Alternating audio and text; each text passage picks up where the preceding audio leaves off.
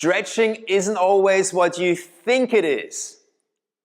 A subtitle for this could be, does masochism have benefits for flexibility?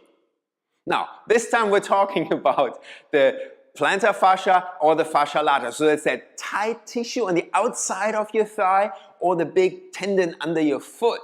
Do they stretch? And listen up, they don't stretch.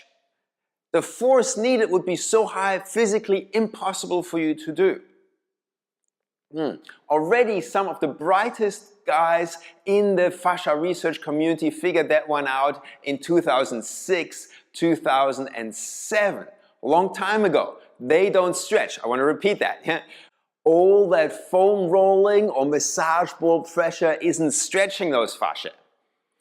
You might like to use an even pressure and hold for some time, at least 60 seconds, to free up those stuck layers and mobilize those areas.